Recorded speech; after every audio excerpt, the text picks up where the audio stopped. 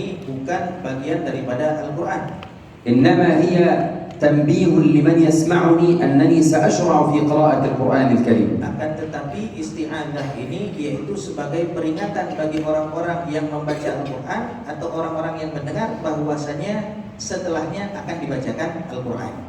فأبدأ القراءة بقوله أعوذ بالله من الشيطان الرجيم.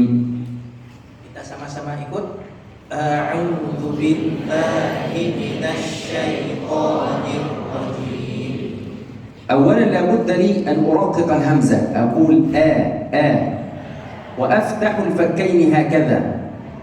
Ini beliau sebutkan bagaimana cara membaca A. Yang pertama yaitu kita harus mentarkibkan, yaitu bacaan hamzah dan membuka mulut sebagaimana beliau praktekkan tadi.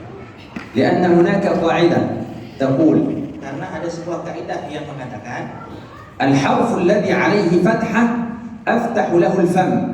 maka setiap huruf yang berharakat fathah maka diharuskan untuk membuka mulut. مثل إذا جاء Ya, ini jangan lihat mulut saya, lihat mulut beliau. Jadi ketika membaca huruf ja, والحرف الذي تحته كسرة لابد أن أعطي له ابتسامة قليلة مثل dan ketika huruf yang berharakat kasrah maka hendaklah diberikan sedikit saja senyuman. أو مثل قيل أعطي له ابتسامة قليلة. Ya, seperti yang beliau praktekkan. أما الحرف المضموم Dan adapun huruf yang berharakat dhammah لابد أن تضم له الشفتين إلى الأمام مثل وإذ يقول الشفتين معا يقول. dan yang berharakat dhammah seperti yang beliau sebutkan tadi, seperti kalimat yaqul yang beliau sebutkan tadi. أو مثل أعو نعم. فأول شيء في الفاتحة هو الاستعاذة. Dan pertama kali yaitu isti'adzah. لأن الإمام الشاطبي رحمه الله قال Karena Imam Syafi'i rahimahullah taala pernah berkata, إذا ما أردت الدهر تقرأ فاستعذ. apabila engkau ingin membaca maka hendaklah engkau meminta perlindungan kepada Allah. جهارا من الشيطان بالله مسجلا. Yaitu dari gangguan syaitan kepada Allah Subhanahu wa taala.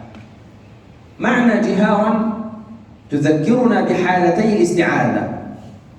Apa makna jiharan di sini? Yaitu secara terang-terangan, yaitu memberikan makna kepada kita daripada ta'awudz ini dengan dua hal. الاستعاذة لها حالتين، حالة في الجهر وحالة في السر. Karena memang meminta perlindungan kepada Allah itu dalam dua hal, baik yang secara terang-terangan ataupun secara tersembunyi. أجهر بها في حالات. Saya membaca ta'awudz atau meminta perlindungan secara terang-terangan itu dalam beberapa keadaan. أول وجه في حالة الجهر عندما نكون في مقام التعليم مثل هذا. Yang pertama yaitu kita betul-betul mengucapkan isti'adzah itu, menampakkannya yaitu dalam hal belajar mengajar. لابد أن أقولها وتسمعون وتقولها وأسمع. Maka dalam belajar mengajar, membaca ta'awudz, saya baca, kalian mendengar, dan juga kalian membaca, saya juga harus mendengar. حتى نصحح ما بها من حروف. Supaya kita bisa memperbaiki setiap huruf-hurufnya. الحالة الثانية في حالة الجهر. Dan keadaan kedua yaitu baca ta'awudz ini harus dinampakkan. عندما نكون في حفلة ويبتدأ فيها بالقرآن الكريم. Yaitu ketika ada perkumpulan yang di dalamnya dimulai dengan bacaan Al-Quran. لا سيما وإن كان العدد كثير مثل هذا، فعندما يبتدئ القارئ يقول أعوذ ويبدأ كل ينتبه وينصت. Contohnya seperti perkumpulan yang ramai ini, maka ketika ada orang yang membaca Al-Quran, maka orang tersebut harus membaca dengan lantang, didengar oleh orang-orang yang hadir, dan yang hadir pun betul-betul fokus mendengar bacaan. نأتي بعد ذلك إلى حالة السر للاستعاذة. Sedangkan isti'adzah atau ta'awudz yang boleh sembunyi, yaitu gak lantang, يسر بها عندما يكون المرء مصليا سواء كان إماما أم مأموما. yaitu ketika seorang dalam keadaan sholat, baik menjadi imam ataupun menjadi makmum, maka membaca ta'awudz itu secara sir. الحالة الثانية في حالات السر. Dan yang kedua yaitu baca ta'awudz ini dalam keadaan sir, عندما يكون القارئ منفردا بينه وبين نفسه. yaitu ketika dia membaca sendiri. فتلكم هي حالات الاستعاذة في الجهر وفي السر. Dan ini keadaan kapan membaca Fatihah, yaitu secara lantang ataupun secara sir. وهنا سؤال: Dan ini ada pertanyaan, هل يلزم قارئ القرآن أن يستعيذ بالله أولا؟ apakah wajib bagi setiap orang yang membaca Quran itu harus mengawalinya dengan ta'awudz? للعلماء رأيين، Maka para ulama ada dua pendapat. منهم من قال إنها واجبة، Ada yang mengatakan bahwasanya ta'awudz dalam bacaan Al-Quran itu wajib. ومن لم يفعلها أصبح عليه ذنب عظيم. Maka barang siapa yang membaca Al-Quran, memulai membaca tapi tidak berta'awudz, maka dia mendapatkan dosa. لأن الله قال فاستعذ، والفعل هنا فعل أمر لا بد من تنفيذه، لأن الآمر هو الله.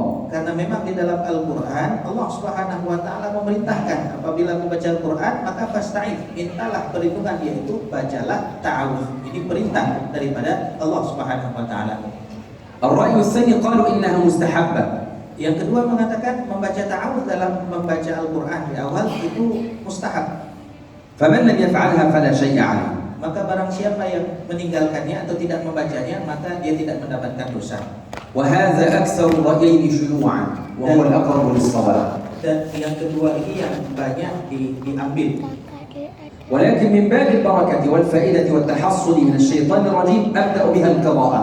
Maka supaya kita mendapatkan keberkahan, mendapatkan perlindungan, maka kita akan memulai dengan membacanya.